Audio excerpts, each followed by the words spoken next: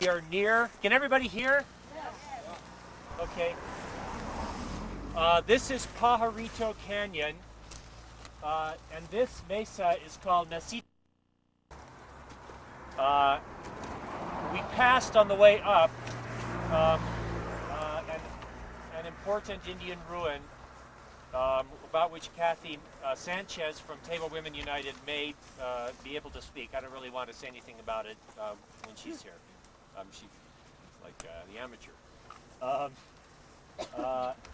Mesita del Buey is the designated waste disposal site for Los Alamos National Laboratory.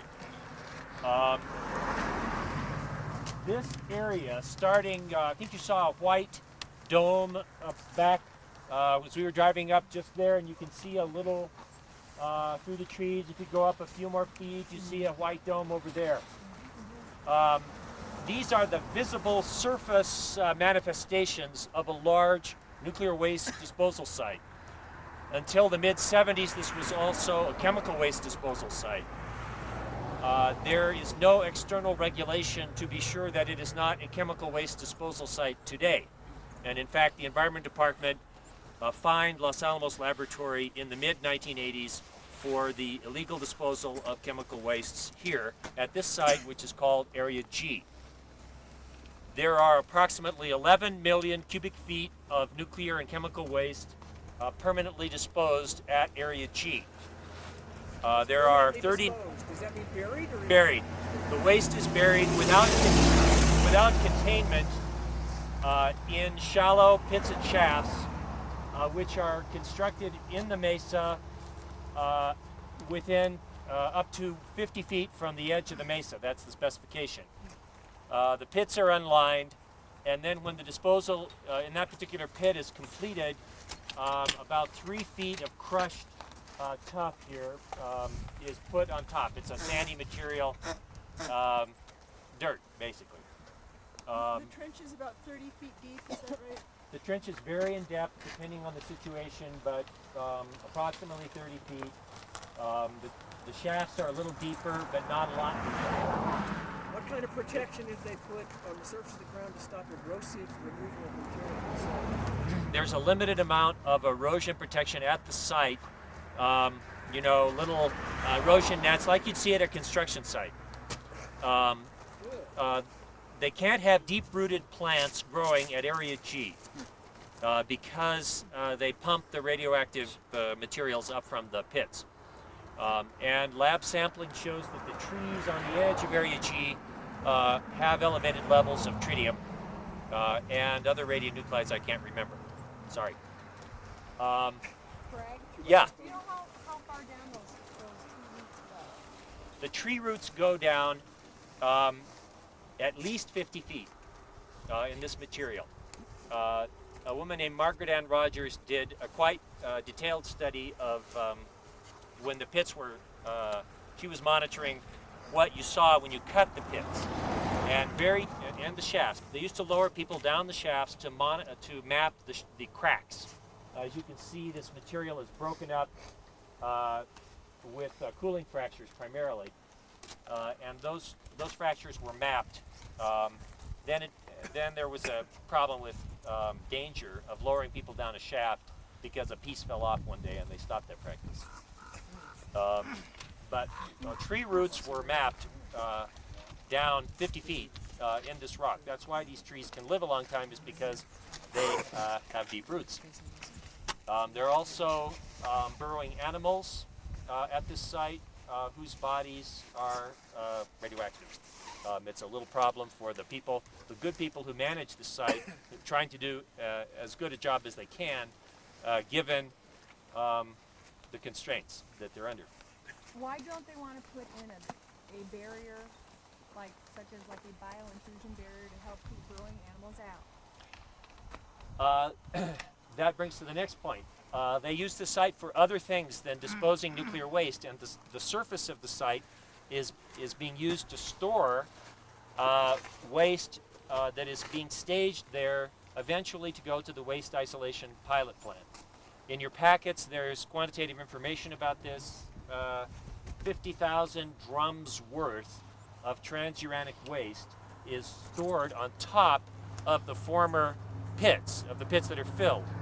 So unless that waste is moved somewhere, then they can't undertake a large geotechnical project related to those pits, either a biointrusion barrier or exhuming the material or part of the material for safer disposal.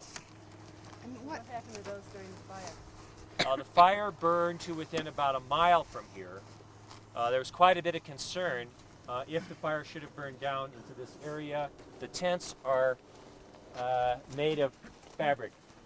They're mildly fire resistant. Great. They're not first on the list for WIP, right?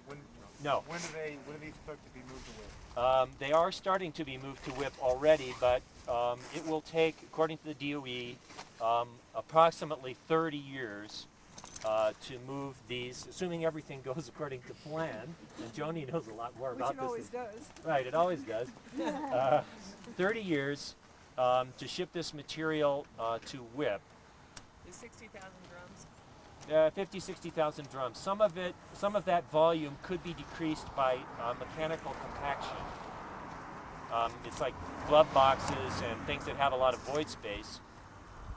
But on the other hand, some of the waste has to be diluted in order to make it meet safety requirements to travel down the roads to WIP, diluted by a factor from anywhere of 2 to a factor of 60 for some drums, because they have so much plutonium in them that they can't really be safely transported. What kind of corrosion resistance do these drums have if there's that much plutonium? Well, some have none. It's an incredibly corrosive material, isn't it? It's all put into cutting oil and stuff. Some of it's corrosive, some of it's not. Mostly, they're trying. There was a project. Some of you perhaps were at a demonstration in the mid-1990s at the Environment Department, where we encouraged the Environment Department to go ahead and issue an enforcement action here at Area G to dig up unprotected drums of transuranic waste that were buried, because a sample that were dug up were developing pinholes. And it was becoming an out-of-control situation where the drums were going to rust through before anyone knew what to do with them, where to take them. So that's when they were dug up from shallow burial and kind of barrows and put into these fabric tents. Some of them were overpacked with another drum at that time. The ones that looked like they had problems, and some of it's in fiberglass boxes, right? Fiberglass boxes. Some of it's in plywood boxes. Right. It's hard to manage a complex site like this. The program people, they have all the power.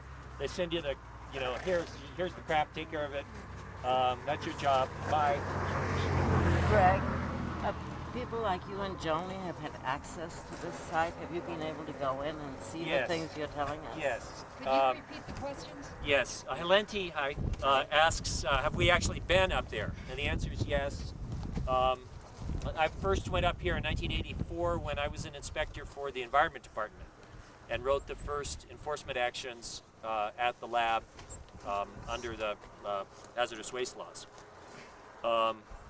I'm pleased to say that we got a criminal enforcement action out of our office in 1984 in the NI administration for lying to me about what they were doing up there.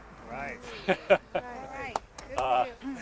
And that type of action by a state regulatory agency, it has a couple of good effects. It creates more appropriations for the laboratory to handle the problem.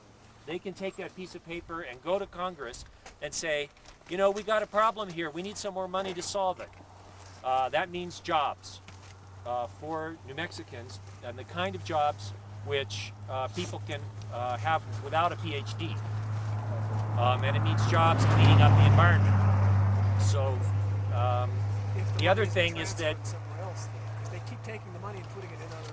right, there was a period of time in the mid-1990s when the laboratory was essentially stealing money from the environmental budget and putting it into the weapons budget. and there was a come to Jesus meeting with the director of the laboratory and some senior DOE officials at the airport, but they didn't have enough power to stop the practice. They couldn't get Jesus to come. All right. The other liquids have been disposed of here. In fact, when just up the road is another dump that was the designated chemical dump by 84, and when I was there, they were just, dropping the stuff down the bottom of the shaft, like a glass bottle of chemical, just let it rip. So what is the material down the shafts is? What form is it? Loose. Liquids, literally Yeah. opening bottles? Yeah.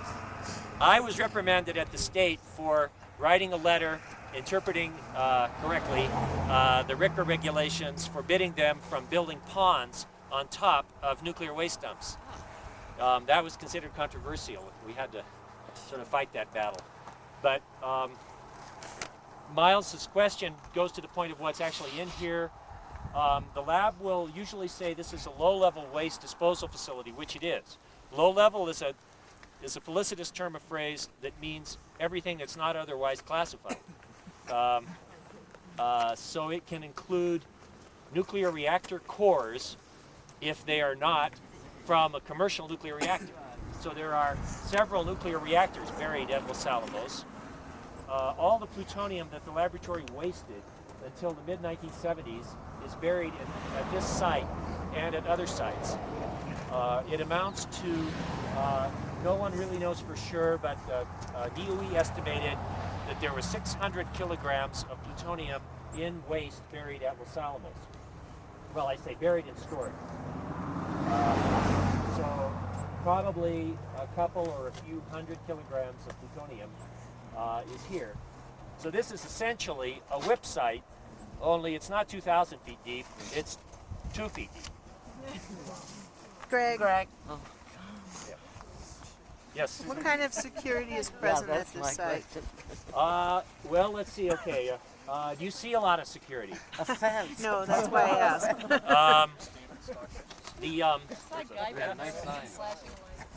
Until September 11th, that gate was always open. You will see along the fence here white PVC pipe that's put over the barbed wire. That's so that elk won't cut themselves when they go over the fence. I don't want to talk too much about the security dangers here, except to say that we have talked to the DOE about security here at the site, and we don't think it's anywhere near adequate. Yeah. Anyone ever go to Here in that water tank. Start at the river. At the river? At the river. And what surveillance do they have? I've flown over here many times. Good morning, and thank you everybody for being here. It's great to see a lot of supporters for the effort of trying to get the public awareness out. I am Kathy Sanchez from San Alfonso Pueblo, and the area that we're just passed around in this area is called Sidege, and it's our sacred site, and there's hundreds of sacred sites up in the area. And we have pictures that are gathered from Mother Earth, letting people know that our ancestors are still here and we're still here. We haven't moved away from the area. We've been, through executive orders, asked to give up land in order to sustain the activity that's here, with a promise that when they ended World War II that they were going to leave and return back to normal, and it has not happened. And like we said, we believe in the multiversalness of nature, which means that there's plenty of different levels of existence, and we only know of one of the universe that we're in right now. But that doesn't mean that the spirit and the energies are not essential for life for everybody. And as we know, everything, like I said, everything moves and it's connected and it's interrelated. And when we speak about spiritual energy, that's also part of this cycle. And when we talk about the nuclear energy, it's not an area that any common person is not familiar with. I think they try to scare us by telling us they have the technology and the expertise, and to leave it up to them, they know what they're doing. And we found out that they don't know what they're doing. They don't know what's happening to the waste. They don't know what chain reactions are going to be started, or what they've done, or how to clean up their act. If there's anybody as a human race should know, they should know how to get rid of their waste or how to take care of the land, the air, and the water, and they're not. And if they're not, then we should tell them to stop this craziness because lives are being destroyed by them testing their equipment. We have a lot of nuclear storage of the waste, and they're wanting to recycle. And when they recycle by putting them in a more dangerous weapon and testing them on human beings, plants, animals. And It is I'm not sure. Campaign finances up here. Can't you What's take the legal still action? question? To add to the waste here? What's that? Is it ongoing adding to this Yes. waste? Waste is disposed here all the time. According to the laboratory's site-wide environmental impact statement, the current annual rate of addition is a little more than 9,000 cubic meters per year. The most recent information that we've been able to get says that, well, it's actually only 4,000 something cubic meters per year. They have created an envelope of 12,000 some odd cubic meters per year that they feel they can legally dispose to. And I guess I should say that in addition to this site, which covers 63 acres at the top, there are 4 other nuclear waste dumps planned either on this mesa or at TA67, which is kind of beyond that tall power line pole over there. So this whole mesa all the way up to the lab, according to the current plans, is this will be entirely filled with nuclear waste in the course of time. And then the next mesa over will also have a large dump half a mile long. And what is Patricia Madrid's stance on it? She said that she's decided it's illegal. What's she going to do about it? Patricia Madrid's staff has decided it's illegal, but this has not percolated up the chain of command into decisive action. So we can help that happen. You can help that happen. You can talk to her. She's running for Is election. she interested in being lieutenant governor? Or is it... I have a rule back. Thanks, Jim. I'm American.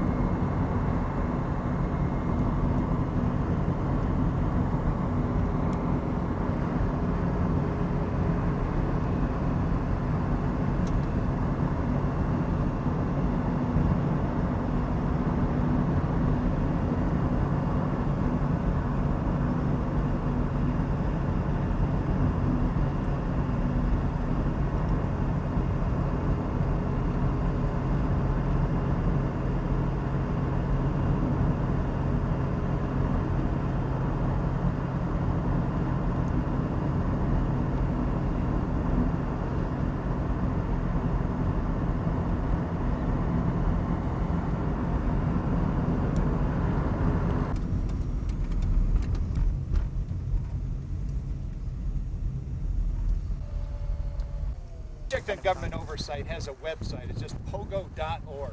And on it, there's a 42-page report about security problems throughout the weapons complex. And all we were concerned about were special nuclear materials, whether they were protected or not.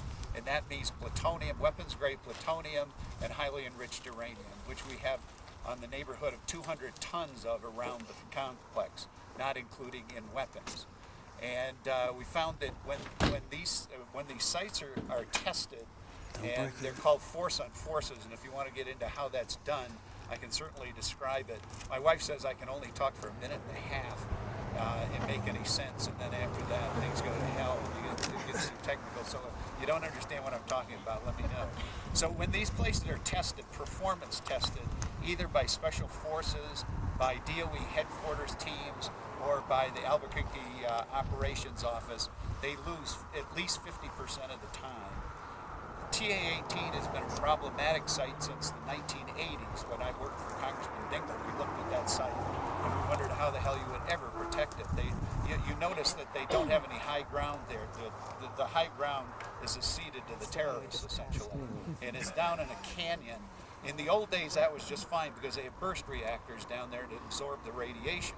However, in the terrorist days, it's a disaster. And I can tell you about some of the exercises that were run there. In 1997, normally the attacking forces, and do you know how many guys, first of all, these sites are supposed to be protected against a certain number of outsiders and one insider, and it's not a lot.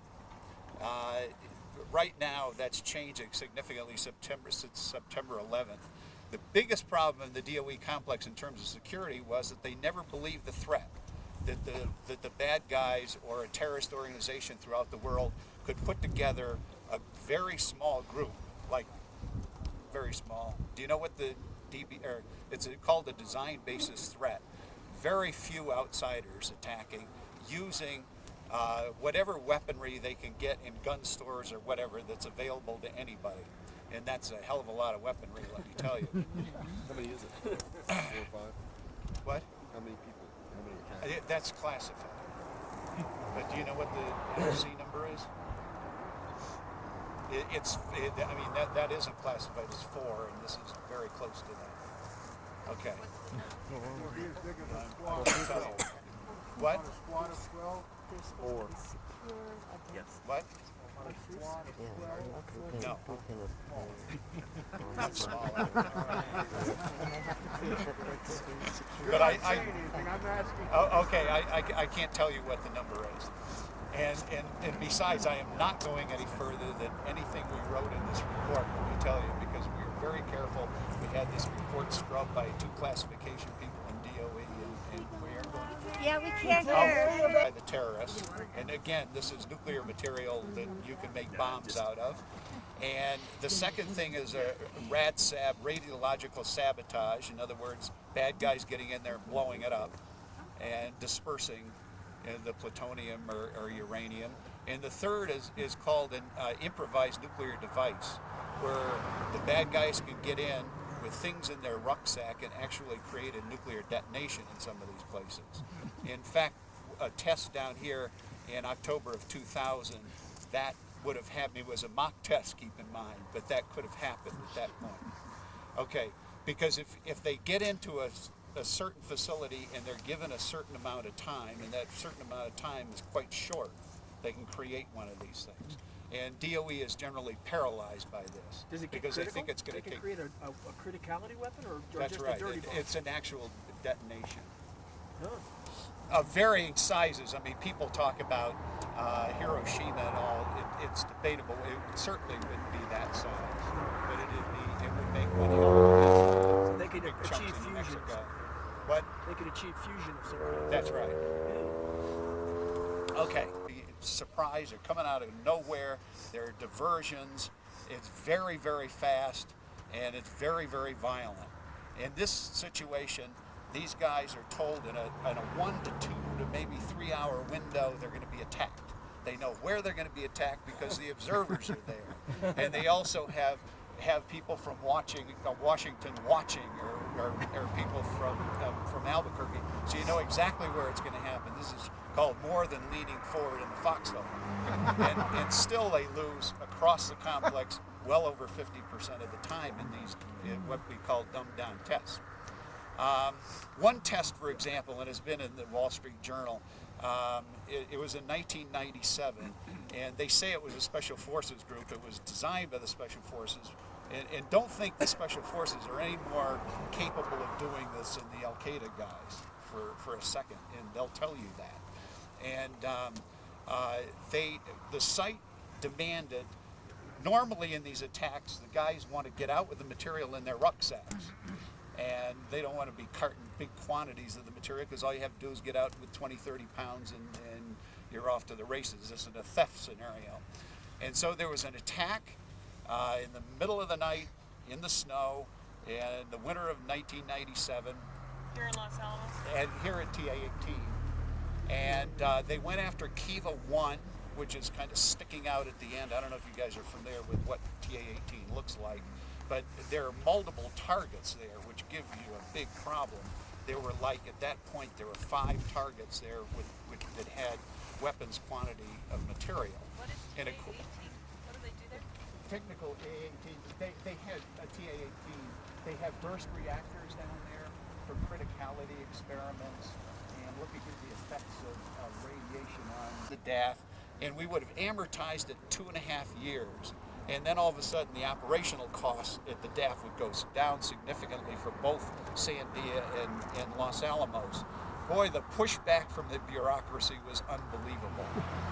The lab director was for it, the head of Albuquerque operations was for it, but then under pressure, outrageous pressure from the program people, they really didn't want to do it. However, Richardson, we had 2 meetings and I was outvoted 21-1 in both of them. And Richardson still said, we're shutting this place down, not on my time frame, because I could have done it in 9 months, could have gotten everything out of there, but in about 3 years. And he wanted an EIS done by the December before he left so that he could make a decision on where to put it. And clearly it was going to be Nevada, and the bureaucracy started delaying, and they just finished it, I think, last August, or this August and September, 9 months after he was out of office. And so there's no decision on anything at this point, and that's what happens in Washington, as you probably know. That was carried on. And Idaho comes to mind that there simply is no national defense mission anymore, and they have well over 10 tons of material up there. But the problem is they don't really want to get rid of it because they're afraid the site will be shut down. And that's one of the problems. And then all of a sudden, the political types get in, the senators and congressmen from that area, oh, you can't shut that down, and so, and we were trying to get it, one of our recommendations is to shut down several of these sites and also consolidate the material underground and all that. But boy, I'm telling you, from here to there is not easy. Well, Peter, Built that dam. The lab's projections showed that the community of White Rock would not be affected by a flood. The contamination is below the dam, not above the dam, or vice versa. Now they have a safety problem because they may not have cooled the concrete. There's a huge concrete structure. They built a batch plant here, and the Defense Nuclear Facility Safety Board wants that dam cored to be sure that it didn't break up in cracks in its core while it was setting up because of the heat generated by the concrete.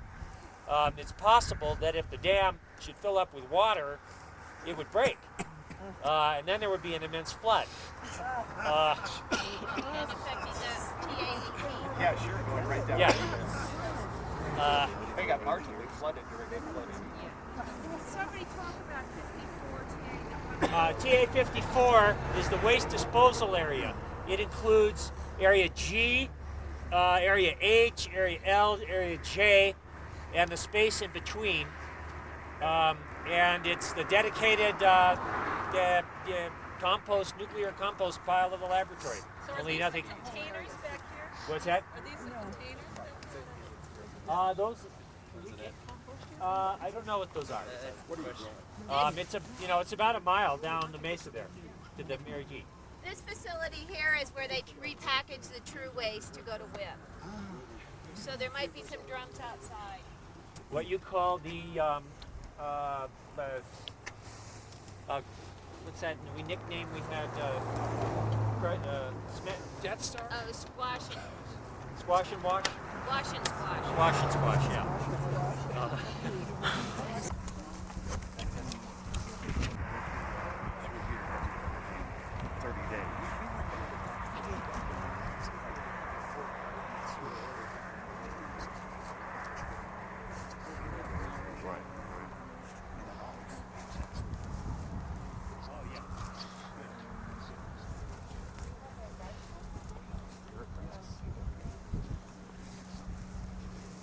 We have to wait just a few more minutes till people get here. Yeah.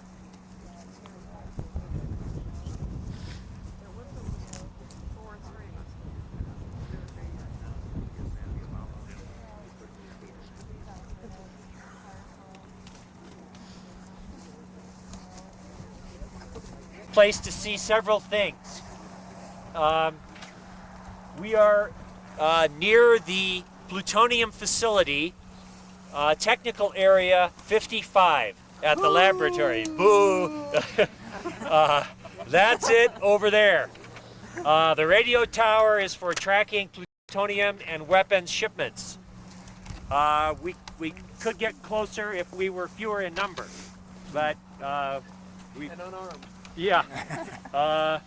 You can see the guard minarets, and maybe Peter in a minute will say something about security here.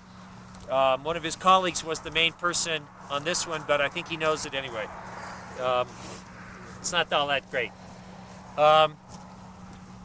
This is the place where the United States manufactures the cores of nuclear weapons, if they ever succeed in doing so again. But they have every intent to do so. It's within the triple fence over there is the TA-55 area. There are 4 parts inside the main building at TA-55. It's divided into 4 pods, basically. One of the pods is devoted to plutonium-238, which is used for batteries for space missions and for spy missions on Earth, and secret listening pods in the ocean and that kind of thing. It's very hot. It's physically hot. It's radioactively hot. You can make a battery that will last for 5 decades with plutonium-238, although it's almost 300 times more radiotoxic than ordinary plutonium. Greg, grass. Yes, we are. Ooh, yeah, it's a little. Other things here that are of interest.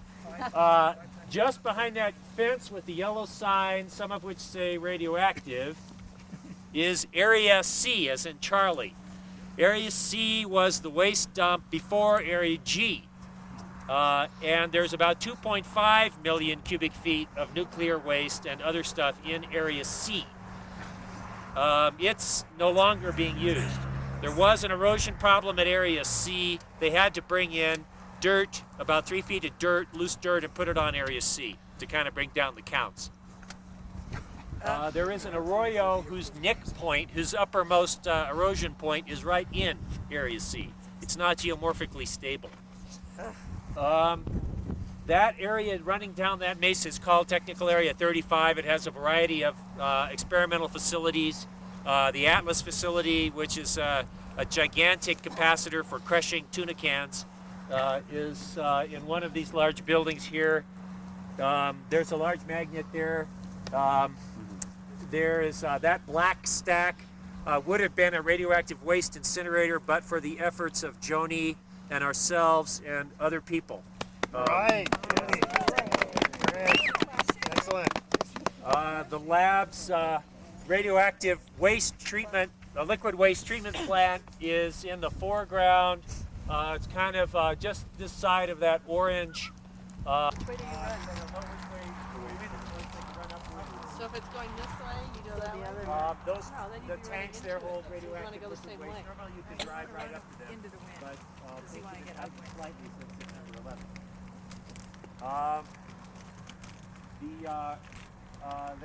There's various buildings in various states of use and disuse over there.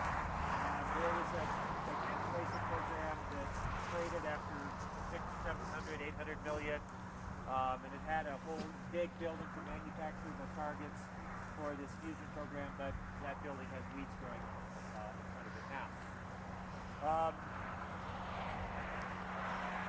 Let's see what else.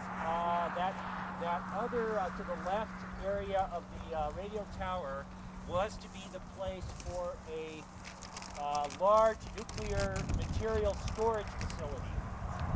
The study group worked pretty hard keeping track of that, and I think we scared them.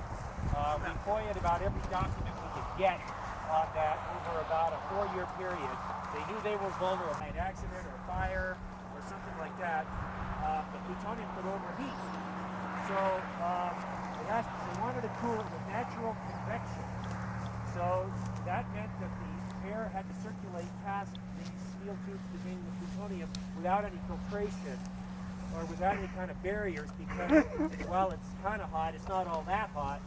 So it's hard to get the circulation. So you got to have just an open bird screen between the terrorists and the plutonium. And we raised these questions in meeting with the DOE, and it turned out when we found out later that reviewers in Albuquerque for private companies that were asked to review the design plans, they also had a few questions along this line. And then they would have to have an open smokestack, a chimney, to create the convection that anybody could, drop something in. And there were scenarios with introduction of liquid fuels into the plutonium area, like unloading a tanker truck of diesel or something in there, that it couldn't ever be made safe. And now it's being used as an office building, but there is a plan, which is now in conceptual design stage, to substantially increase, approximately double the size of the plutonium facility and incorporate that previous building in the new facility because of the plutonium pit mission and because of the anticipated resurgence in nuclear power research funding. It doesn't have to work to be funded. That's the first thing. I think Area G is No, they said during no such test, they said we have to do any questioning of suspicious tissue to I remember reading when I went out National Library, sure enough, there is a antibody test. No, he tried to do the right thing. I mean, he made a couple of horrible mistakes, but in any one day he's dealing with the errors. Great. Okay, let me locate you guys geographically a little bit, and then I may get some help from Kathy and Joni, and then Ed will talk about biological weapons at defense research at Los Alamos. Keep forgetting that right. Defense. We are in the main technical area of the laboratory where about half the people work. This is the Chemistry and Metallurgy Research Building, which is the largest building at the lab. It has about the same floor square footage as the Vargas Mall. It is partly shut down for safety problems. An active, a Holocene, a modern earthquake fault runs underneath that building. No problem, folks. The uranium manufacturing part of the laboratory is over there in those buildings, and the beryllium manufacturing part as well. Those metals are used in the pit manufacturing as well. So there's a bunch of heavy-duty metal bending stuff in there. We got a partial tour once. And near here, there are 3 proposed sites for a biosafety level 3 laboratory where two of them are near here. Okay, take it away. No, 2 of the, they're going to build 2 BSL-3s. Yeah, 2 of them. Well, Joni knows the location. She pointed out to me that this parking lot is one location. Are the other 2 visible from your picture? Yeah, they want it either on one side of that parking lot or the other, but they don't want to cut down the trees. And then there's one right over here. Right. And then there's one about 2 blocks away. Right. Back there. So they're all within pretty much 2 blocks of the plutonium pit production facility. One of them, Yeah. Well, it was going to be part of the whole system. That's why one of the reasons it got slowed down, because they couldn't use this building. Maybe we'll start with a definition of what a biosafety laboratory is.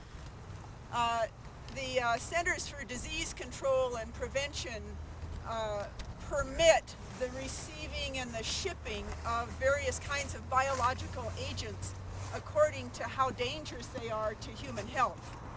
And first level labs occur like in high schools. Second level can be in hospitals.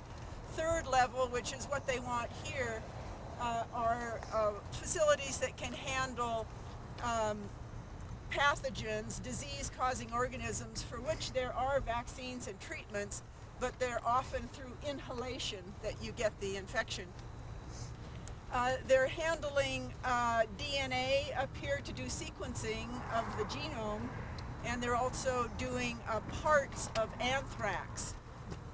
Anthrax comes in more and less virulent strains, and if they have the BSL-3 lab, they'll be labs, they want to build 2, they'll be able to handle virulent anthrax, which we suspect they are already handling in their BSL-2 labs, not permitted.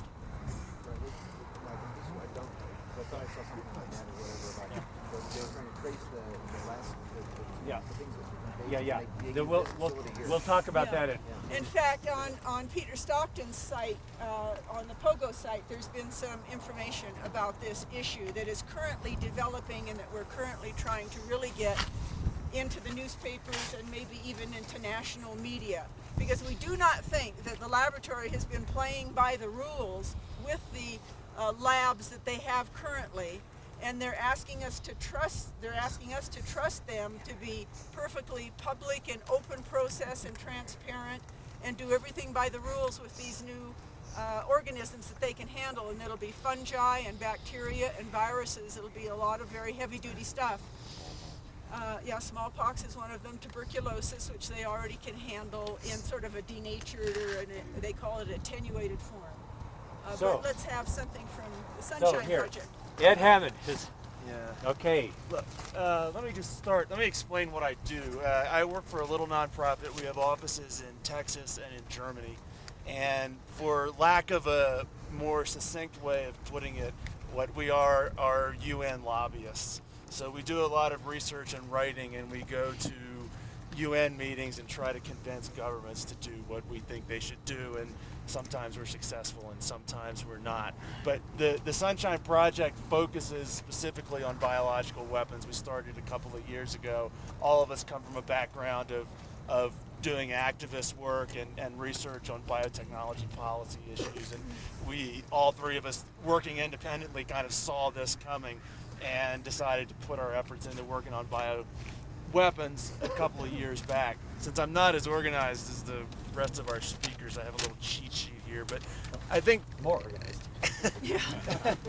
No, I mean, what you're looking at with the proposals to construct these labs here is really the vanguard of a huge new investment that's going on in quote-unquote biodefense research in the U.S.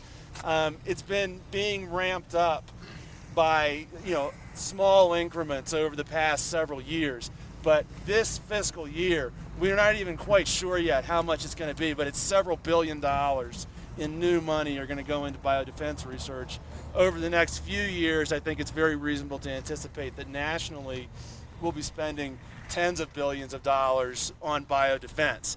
And so, in a sense, you're sitting here on the bleeding edge of a process which is going to happen here, and it's going to happen at other facilities around the country.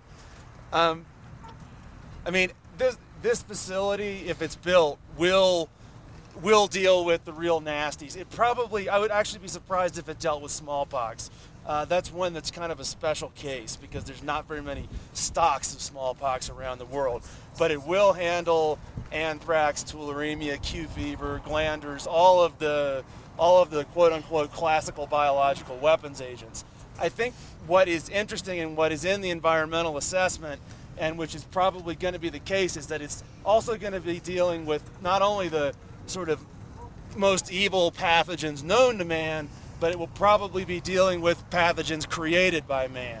And this is one of our greatest concerns, because there's a lot of tinkering going on in biodefense programs, not only in the United States, but in other countries, of doing genetic engineering of pathogens.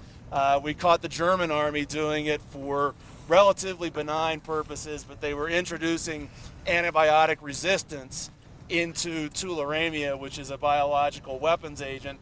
Now, they weren't trying to create antibiotic-resistant biological weapons, but they were, in fact, pursuing the same technology and using the same techniques. And this is one of the really major problems about biodefense research, because there's no real way to distinguish between what is offensive research and what is defensive research until you put it into a warhead or until you formulate it in a certain way. So really, offense and defense at the research level, which is most of what would take place in a facility here if it's built, are really indistinguishable.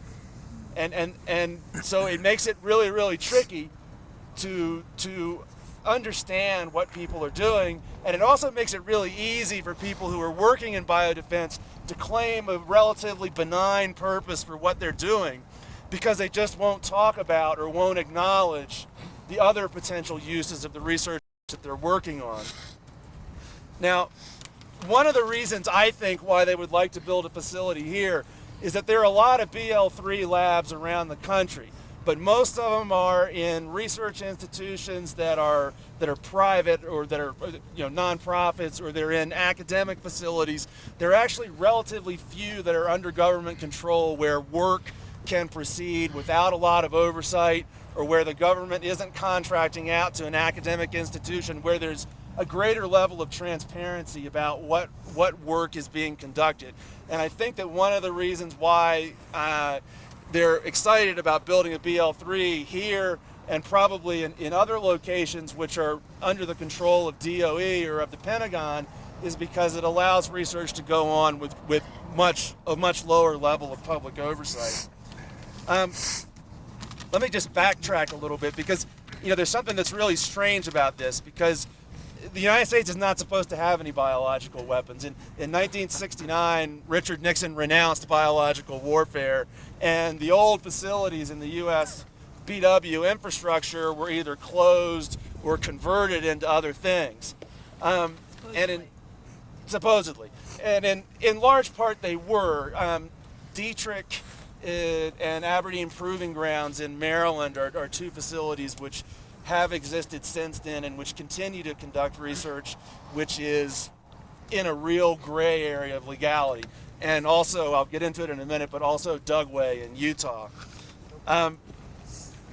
So I think in a lot of ways the sort of the $64,000 question here is what exactly are they going to propose to happen here? I looked at the environmental assessment. It's not clear on what exactly the research is going to be. It's just what the physical facility is going to be, and why would it take place here, or should it take place here rather than somewhere else, which is in a location which is under more peaceful management hands, I'll put it that way, and which is in a location where it's more transparent, where the public can understand what's going on in the facility around them.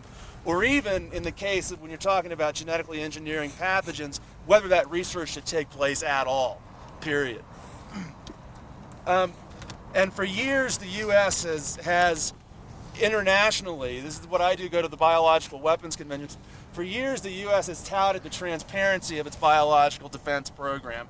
And we've used this as kind of a club to beat up on other countries that we don't like. We say, our program is entirely transparent. We report on it. Everybody knows what we're doing. And so therefore, you have nothing to fear from us.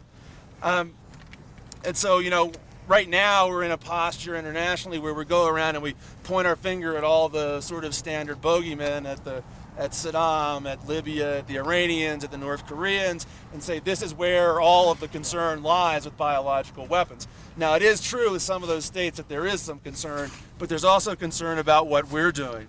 And in fact, what we just did in July and then in the past few weeks at the Biological Weapons Convention in Geneva was to scuttle a new agreement that would have set up a mandatory system that would have sent UN inspectors both on a periodic basis and also under something called a challenge inspection with relatively little notice into facilities exactly like this one. As a matter of fact, I would be under the verification regime which the U.S. destroyed.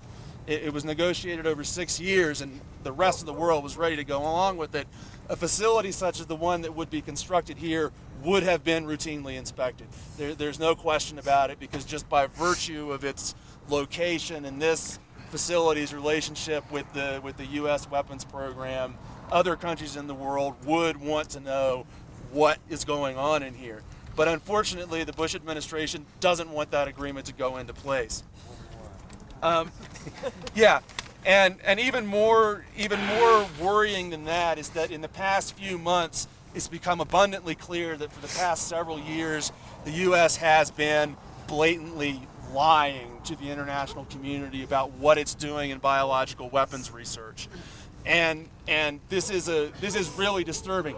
every year the U.S. submits under the Biological Weapons Convention something called a confidence building measure, and I brought one. I left it in the car, unfortunately. It's about a 300 or 400 page document which details to the world what we're doing on biological defense.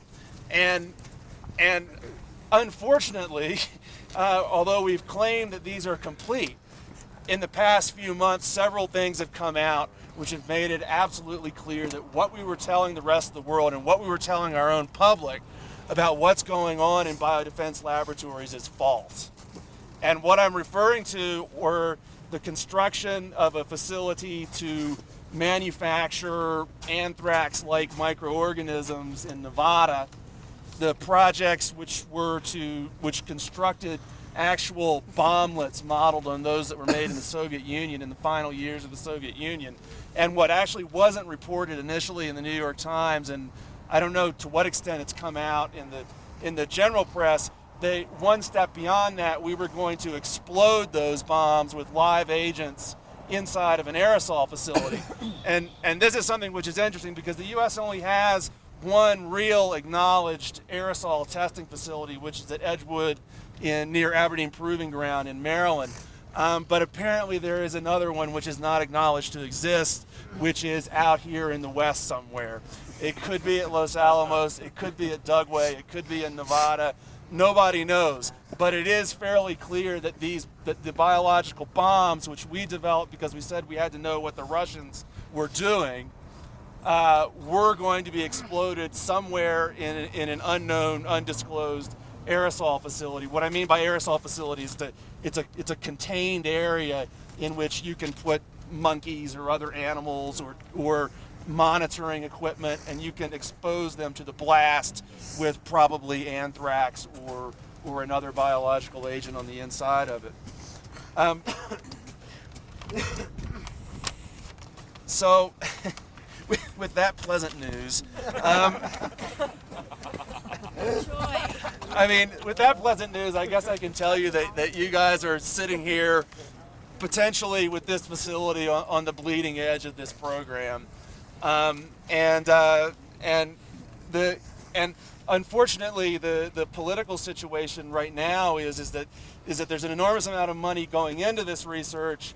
There is a bill which is about to come out of the Senate, which is going to eliminate from the Freedom of Information Act your and my ability to get specific information about what agents are being worked on in these facilities, what quantities they exist in, and what the research is being done. This is supposedly an anti-terrorist measure, like Al-Qaeda is going to file a FOIA request with the Department of Energy to go and find anthrax, But it's a misconception, I mean, anthrax is endemic in a lot of the western United States. You can get it in nature in Texas, and certainly around here you know about hantaviruses, which is another possibility in terms of biological weapons. So the notion that if you shut out the public's right to know about what's going on in these facilities, that somehow that's going to buy America's security is fundamentally false. And finally, to add to it, presently the U.S. position in global politics is to not cooperate with any other countries. Virtually every other country in the world would like to see and would open its own facilities like the one that would be built here to inspections. We won't.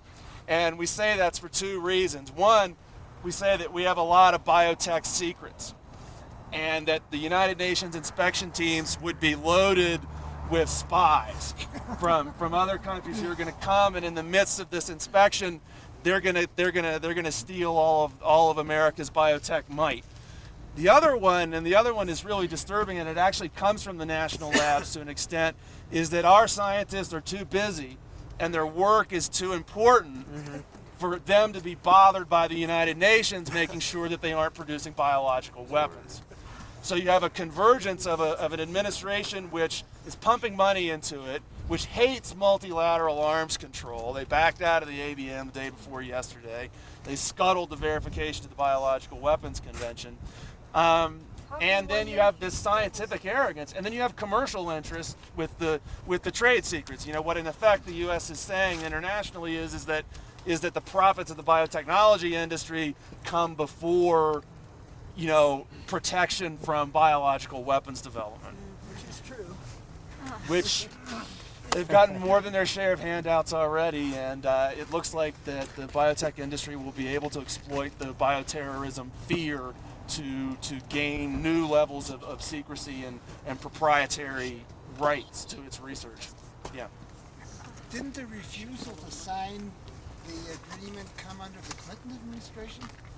The Clinton administration had a very mixed group of people that were there. Some of them have stayed on. There were some people in the Clinton administration that wanted to sign the verification agreement. There were some that didn't. And so we had this really schizophrenic policy where what we did over a period of years was we watered down the treaty, and we made the intrusiveness of the inspections less and less, and their frequency less and less, and the number of facilities that would have to be declared, meaning that we would have to annually write up what we were doing and submit it to other countries, less and less and less. We watered down the treaty over 6 years, and then we said, we're not going to sign it because it's not going to work. Right? So, how much power did the actual backing out came after Bush came in, but it was not entirely clear that we were going to go along with it even when Clinton was in. It was how much power did he fight. have to influence the direction it was going to take? I'm sorry? How much power did he as a president have? Clinton. Yeah. He could have had a lot of power, but unfortunately it wasn't something that was addressed in a consistent way and in a concerted way by high-level policymakers in the U.S. The negotiations and the policy was largely handled by a guy who's an ambassador, who is a fairly high-ranking person, but he's not. He's very influential, but he's not really at the level of government that something like biological weapons control needs. During the both the previous Bush administration and the Clinton administration, those presidents each signed documents called biological emergency declarations. Do you know what they were about? What that would have been about? No, I'm afraid that I don't. Okay. I don't. Matt, you should. This is Matt Kelly, local physician. One thing, there was, you guys all know that we're downwind. We in Santa Fe County are downwind of Los Alamos. And I even think we ought to change the name of our county to Duola, standing for downwind of Los Alamos. The fires we've had have come over to our county. In Sverdlovsk in Russia in the 70s, I believe. Yeah, 79. There was an accident at a biological weapons program, and the anthrax, this light powder that is the weapon, just had a plume that went downwind and killed a lot of people. 1,000. And 1,000 was said, and that may well be true. But this is, I think, a very special problem to us downwinders from this upwind place.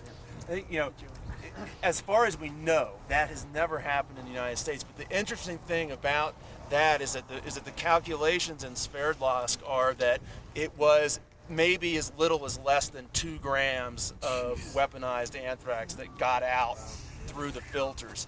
Now we've just in the last few days acknowledged that at Dugway in Utah, they produced batches of probably at least 10 grams and maybe as much as a pound of weaponized anthrax. So the point being is that even the smallest mistake, if they conduct that kind of work here, is quite dangerous. So is that when they had like the sheep kills downwind from Dugway, was that from biological or chemical research, or do we know? They did testing on animals. They did open air testing on animals and also on human volunteers at Dugway in the 50s.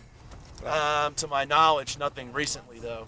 I believe that sheep kill in Dugway in the 70s was an anthrax accident, but I can't document it.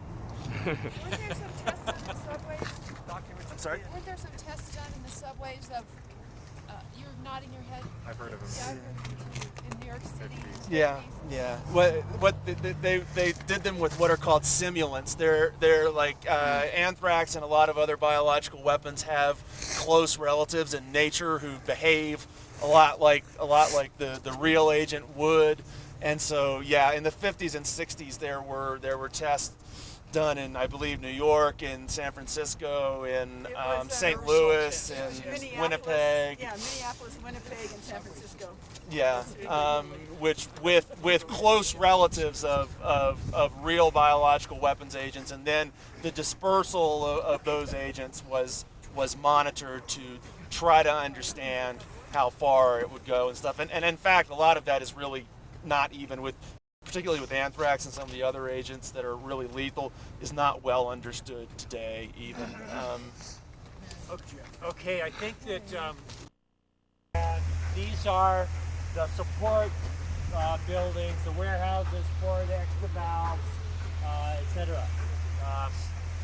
We passed through the physics part of the laboratory. There's an auditorium there where often we come for seminars in the past at least. That aluminum tower over there is a giant Van de Graaff generator. You know those things that you had when you were in junior high school with spark. Right. That's in there. American flag it's a up at the $15 top million of the train. contamination project, but at the foot of that is one of the sites of the DSL laboratory, where that construction was, that earth movement.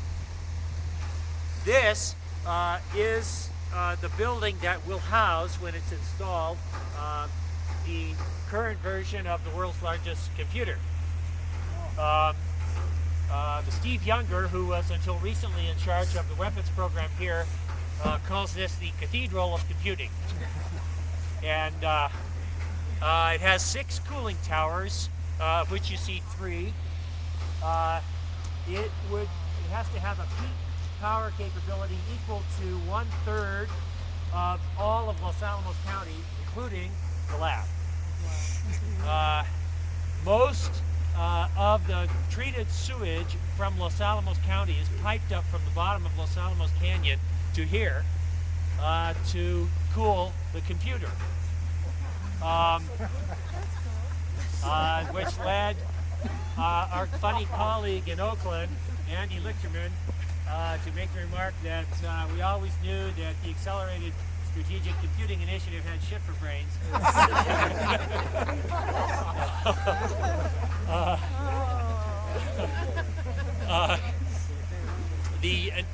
Initially they said, when they wrote the environmental impact statement, this would be 50 trillion numerical operations per second computer. Then by the time they finished the environmental work, it was 100 trillion.